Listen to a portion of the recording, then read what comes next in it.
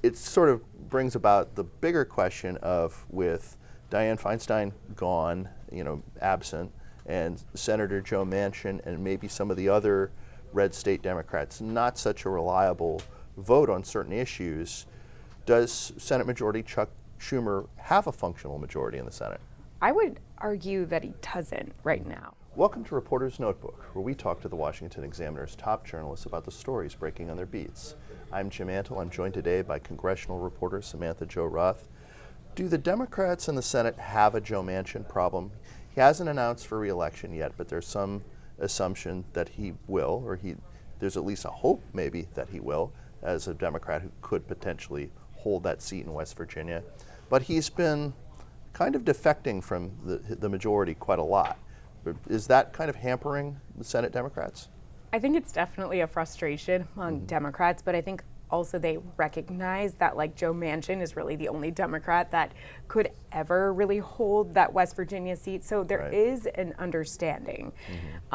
You will not hear a lot of Senate Democrats criticizing him. Senator Schumer was asked about him this week threatening to repeal the Inflation Reduction Act. And, Senator Schumer really did not want to say anything bad about Senator from West Virginia. So I think it certainly is a challenge. We are hearing he is set to meet with Julie Su next week, which is a key question of, will he vote for her? Because if he doesn't, that really threatens to sink her nomination. We've seen that with several others. So in short, yes and no, both. I think that they do have a problem.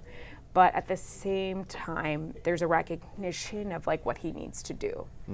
I mean, they wouldn't have the majority at all. They certainly wouldn't have had it the first 2 years of Biden's presidency if they didn't have Joe Manchin in that seat and you had 2 Republican senators from West Virginia instead.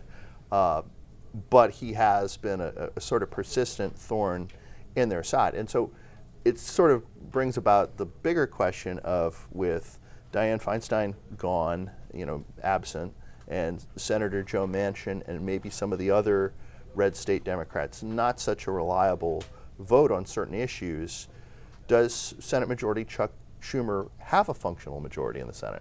I would argue that he doesn't right now. It's very interesting because if you look at the makeup of the Senate, they have one more seat, but this just really critical year ahead of an election. A lot of these red state Democrats, they do not, want to just go along with what other Democrats are doing.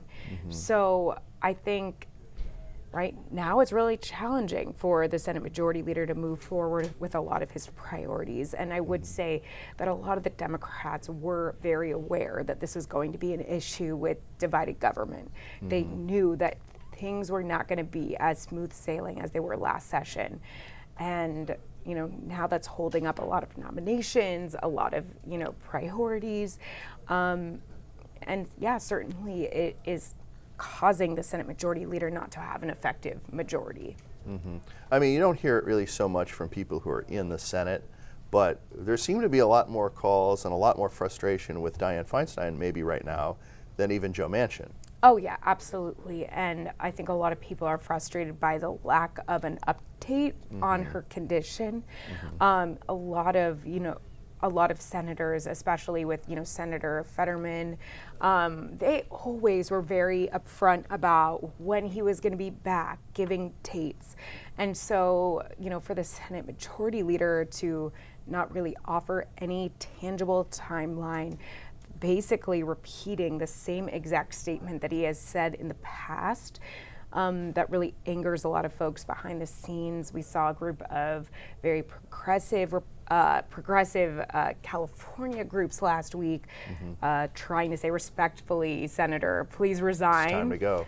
And I think those calls are only going to get louder, especially without a lack of a timeline or any update on her health. So certainly people are getting a little frustrated about that.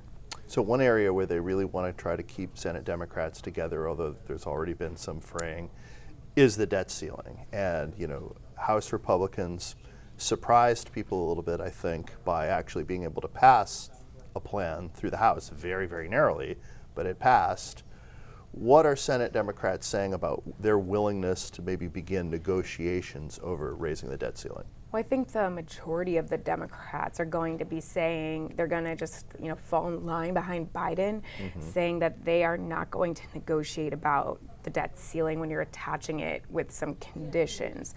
So that is something that they've been saying for a while. It is interesting to note that Senate Majority Leader Chuck Schumer continued to say it was a rallying cry, show us your plan. Yes, some of that may have had to do with a budget plan, but essentially House Speaker Kevin McCarthy did that with this bill. So you will see the majority of those Senate Democrats saying, we're going to line up behind Biden. However, you have senators like Senator Joe Manchin, who is saying, you need to negotiate, come to the table, we need to be adults. So I think that is definitely part of the dynamic there, but at the same time, it seems like Schumer and a lot of the top Democrats are going to continue those same talking points. I mean, on this at least, the Senate liberals would at least I think that they have some kind of leverage, especially given what the president's position is. Yeah, and they absolutely do. They think, that there has never been conditions in the past. The debt ceiling was raised once under Biden, twice under Trump without any conditions. So they're going to continue to make that point. So we're just going to have to see where this goes from here, but this is very high stakes. We still don't know exactly what the X date is from the Treasury Department. We are expecting some kind of update in the days to come, but this is a very real issue right now, and it doesn't seem clear how they're going to resolve it. Sure, because it's one of those issues that does sort of have to be resolved. It's not sort of like Build Back Better, where you pass it, you don't pass it, you run again in 2 years and maybe try to get a bigger majority and pass it. At some point this summer, there's some dispute about exactly when, but at some point this summer, there are real economic ramifications to not doing this. Absolutely. I mean, huge. And they're going to have to figure out how they're going to do it. I mean, whose fault will it be if the nation's borrowing limit lapses? That's the big question, but I don't think either side really want to be responsible for being the ones to do it. Sure. And it's interesting because you also hear from some Senate Republicans who, don't really love what Kevin McCarthy has put out there for the 1 year. Debt ceiling extension, especially ahead of a presidential election. That's really high stakes as well, but it is something. And I think a lot of Democrats, and as you noted, even Republicans in the upper chamber, were not expecting to see Kevin McCarthy, be able to pass anything. So this is, in a way, a huge accomplishment for the House Speaker. We'll have to see if there's a ceiling on Democrats' patience with Joe Manchin then. Yeah, absolutely. We're going to have to see. I think a lot of them are treading really lightly, too. Thank you, SJ. You can read Samantha-Jo and the rest of our political team's coverage at washingtonexaminer.com.